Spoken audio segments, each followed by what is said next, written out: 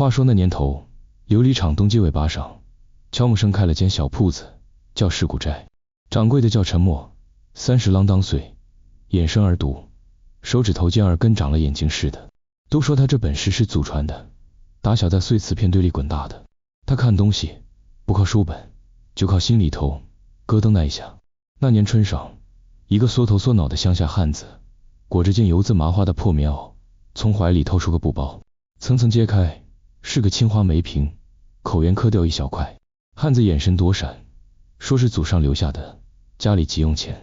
旁边几个老油子凑过来瞄两眼，直撇嘴，晚清仿的，民谣糙货，不值钱。沉默没吭声。他手指头刚碰到那冰凉的瓶身，心口就像被什么东西轻轻撞了一下，不是心跳，是更深的地方，像沉在水底的石头被水流拂过。那釉面底下透出的情，那笔触里藏着的一股子拙劲儿，尤其是瓶底一圈没上釉的色胎，火石红沁的跟老树根似的。他眼皮都没抬，东西留下，钱你拿走，开价高的让旁边人倒吸凉气。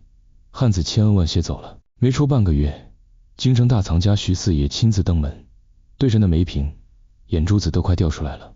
永乐民谣精品的底子，这咯噔一下，神了。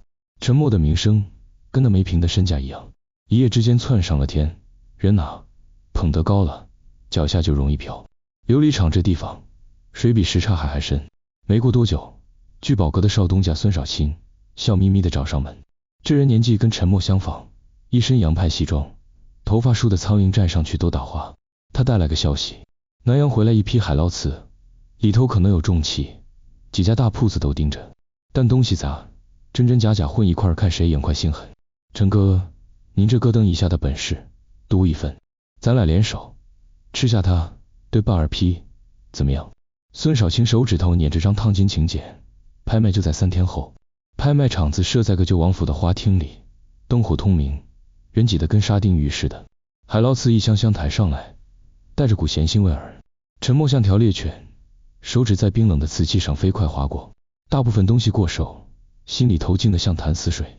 直到一个不起眼的角落，他拿起个巴掌大的青白又小石鱼，鱼身布满贝壳珊瑚的石痕，指尖触到鱼底一圈极细的色圈时，那股熟悉的沉甸甸的咯噔感猛地撞了上来，比上次更猛更沉。好东西，绝对的好东西。他强压心跳，眼角扫向孙少卿。孙少卿正盯着他，眼神亮得吓人，微不可察地点了下头。起拍价8000。拍卖师锤子一响，沉默刚要举牌，旁边一个胖子已经嚎起来，15000。沉默心一横，直接吼3万。场子里静了一瞬，孙少卿突然凑近，热气喷在沉默耳朵上，声音又快又急，陈哥，顶住，看见没？徐四爷也盯着呢，刚他助手出去打电话了，肯定是调钱，这东西值这个数。他飞快地在沉默手心捏了一下，比了个10万。沉默血往头上涌，徐四爷都动心了，他那咯噔的感觉更强烈了，像战鼓在擂。他脑子里飞快闪过那水鱼底足完美的色圈，那石痕下若隐若现的冰裂纹。5万，他几乎是吼出来的。场子炸了锅，最终吹响8万8。沉默拿下。孙少卿用力拍他肩膀，笑得见牙不见眼。成了，陈哥，神。钱是沉默押上铺子，借了印字钱凑的。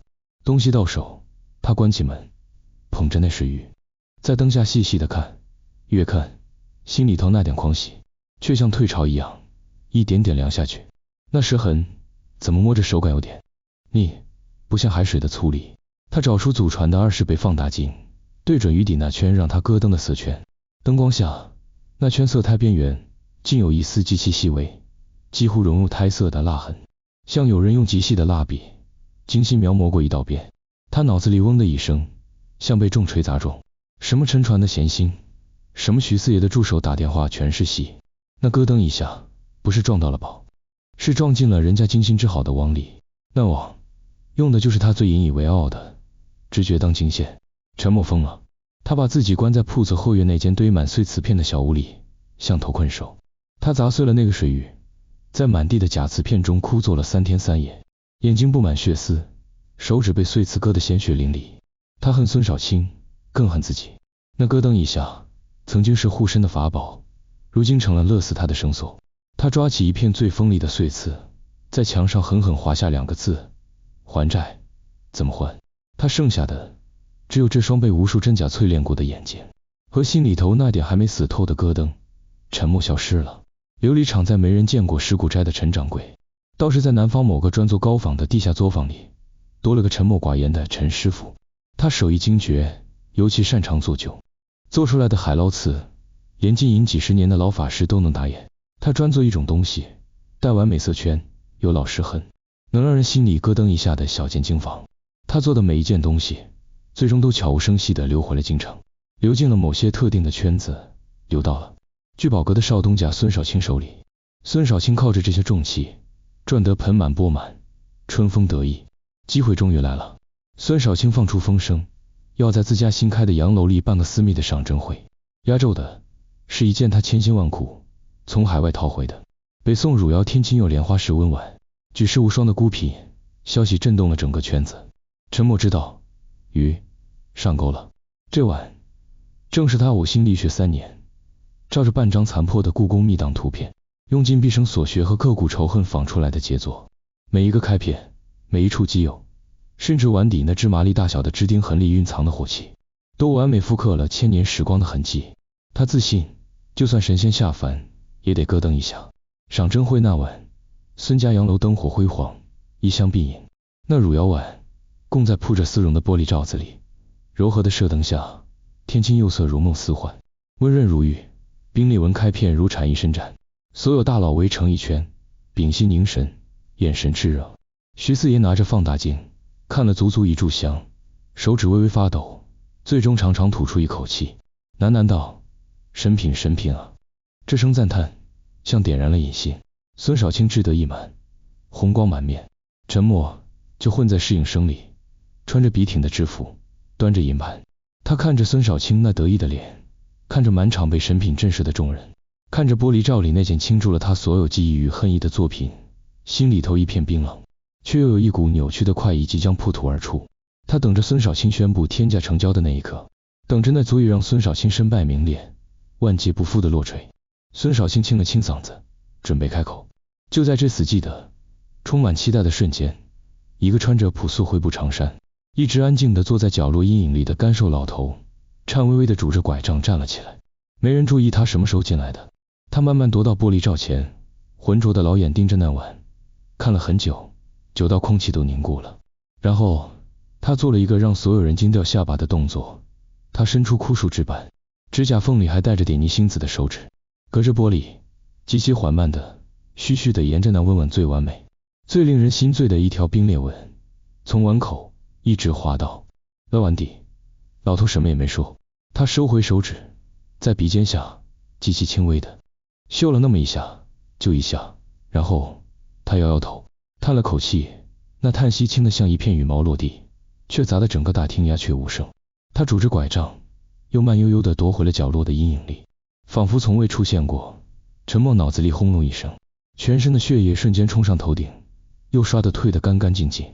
他死死盯着那老头坐回去的阴影，盯着自己那件完美无缺的杰作，盯着孙少卿脸上瞬间褪尽的血色和眼中巨大的惊恐。